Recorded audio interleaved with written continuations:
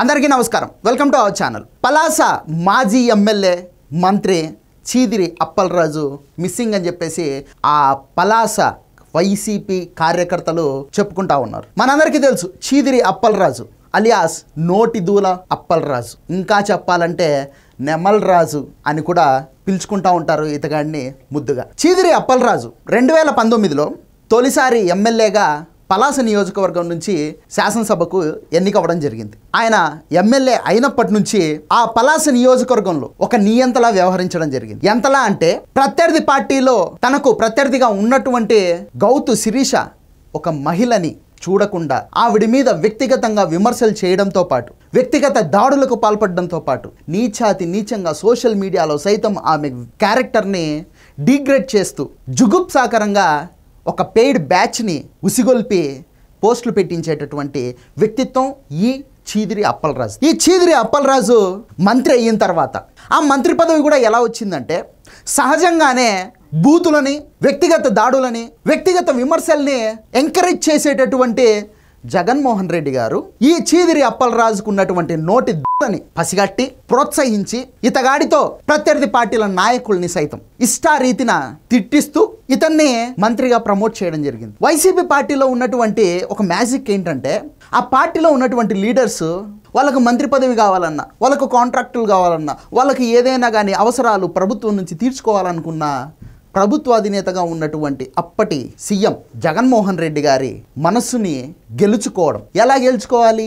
ఒకటి, ఆయనకు వీళ్ళ దోపిడీలో నుంచి కమిషన్లు పర్సెంటేజ్లు పంపాలి. అక్కడితో ఆయన మనసు పూర్తిగా గెలుచుకుంటారా అంటే కాదు. ప్రత్యర్థి పార్టీలు టీడీపీ, జనసేన, చంద్రబాబు నాయుడు, నారా లోకేష్, పవన్ కళ్యాణ్ వీళ్ళని వ్యక్తిగతంగా విమర్శించాలి, లేదా వ్యక్తిగతంగా వారిపై దాడులు చేయించాలి, వాళ్ళ ఇళ్ల మీద దాడులు చేయించాలి, వాళ్ళ పార్టీ ఆఫీసుల మీద దాడులకి తెగబడాలి. అప్పుడు పూర్తిగా సాటిస్ఫై అయినటువంటి జగన్మోహన్ రెడ్డి గారు వాళ్ళు కోరుకున్నటువంటి పదవులకి ప్రమోట్ చేస్తారనమాట. ఎగ్జాంపుల్గా మీకు జోగి రమేష్. ఈ జోగి రమేష్ చంద్రబాబు నాయుడు గారి ఇంటి మీద దాడికి పాల్పడ్డాడు, అతనికి మంత్రి పదవి వచ్చింది. ఈ చీదిరి అప్పలరాజు ఇష్టారీతిన గౌతు శిరీష మీద, నారా చంద్రబాబు నాయుడు మీద, నారా లోకేష్ మీద, పవన్ కళ్యాణ్ మీద వ్యక్తిగతంగా దాడులకు పాల్పడుతూ వ్యక్తిగతంగా విమర్శలు చేస్తూ నోటి ని ప్రదర్శిస్తూ ఉంటే ఆయన్ని మంత్రిగా ప్రమోట్ చేశాడు జగన్మోహన్ రెడ్డి. ఆ లాజిక్ ని కనుక్కున్నటువంటి ఈ చీదిరి అప్పలరాజు గత 5 సంవత్సరాల్లో తన పర్ఫార్మెన్స్ ఎక్కడ కూడా తగ్గకుండా జగన్మోహన్ రెడ్డిని ఆనందపరచడమే, సంతృప్తి పరచడమే పనిగా పెట్టుకొని ఏకైక లక్ష్యంతో నోటికి ఇష్టారీతిన పని చెప్పేవాడు. ఇక్కడ కేవలం నోటిల గురించి మాత్రమే కాదు, ఈ చీదిరి అప్పలరాజు మంత్రి అయిన తర్వాత ఆ నియోజకవర్గంలో అభివృద్ధి అనే మాటని తుంగలో తొక్కేసి దోపిడీనే లక్ష్యంగా పలాస నియోజకవర్గాన్ని ఇష్టారీతిన దోపిడీకి పాల్పడ్డాడు అని చెప్పేసి పలాస నియోజకవర్గంలో ఉన్నటువంటి ప్రజలు బాహాటంగానే మాట్లాడుతూ ఉంటారు. ఎంతలా అంటే అతనికి కంటికి కనిపించిన ఏ భూమి మిగలదు, అతని కంటికి కనిపించిన ఏ కొండ, గుట్ట, అడవి ఏది కూడా మిగలదు. పలాస నియోజకవర్గంలో ఉన్నటువంటి సూదికొండ, నెమలికొండ పిండి చేసి, పిప్పి చేసి వాటిని గ్రావెల్స్ కోసం తరలించేశాడు. అంతకు 4 ఇంతలు దోపిడీ, దిక్కులు సైతం భయభ్రాంతులకు గురైనటువంటి దోపిడీ. అది మామూలు దోపిడీ కాదు. పెద్దిరెడ్డి రామచంద్రారెడ్డిని మించిన దోపిడీ, విజయసాయి రెడ్డిని మించిన దోపిడీ, జగన్మోహన్ రెడ్డిని మించిన దోపిడీ అని చెప్పేసి పలాస నియోజకవర్గం ప్రజలు అనుకుంటూ ఉంటారు. ఇటువంటి చీదిరి అప్పలరాజు గత 5 సంవత్సరాల పాటు తన మంత్రి పదవిని, అలాగే జగన్మోహన్ రెడ్డి అధికారాన్ని చూసుకొని రెచ్చిపోయినటువంటి అప్పలరాజు 2024 ఎలక్షన్లలో తాను 40,000 ఓట్లతో ఓడిపోయిన తర్వాత పలాస నియోజకవర్గం వైపు కన్నెత్తి చూడడం మానేశాడు.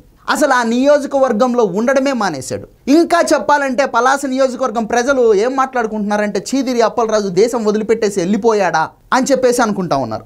ఇక వైసీపీ కార్యకర్తలైతే ఈ అప్పలరాజును చూసి రెచ్చిపోయాం మేము, ఈ అప్పలరాజు అండతో మహిళ అని కూడా చూడకుండా గౌతు శిరీషపై ఇష్టారీతిన దాడులకు పాల్పడ్డాం, ఇష్టారీతిన సోషల్ మీడియాలో అభ్యంతరకరమైనటువంటి పోస్టులు పెట్టాం, ఇష్టారీతిన సోషల్ మీడియాలో ఆవిడ క్యారెక్టర్ని కించపరిచేలాగా జుగుప్సాకరంగా మేము పోస్టులు పెట్టడం జరిగింది. ఇప్పుడు చూస్తే ఈ అప్పలరాజు నియోజకవర్గం వదిలిపెట్టేసి అసలు దేశంలో కూడా ఉన్నాడో లేదో తెలియని పరిస్థితిలో ఉన్నాడు. ఫోన్లు చేస్తే ఫోన్లు కూడా తీయట్లేదు, నియోజకవర్గం వైపు కన్నెత్తి చూడడం మానేశాడు. ఇప్పుడు అధికారంలో కూటమి ప్రభుత్వం ఉంది, ఎమ్మెల్యేగా గౌతు శిరీష ఉంది.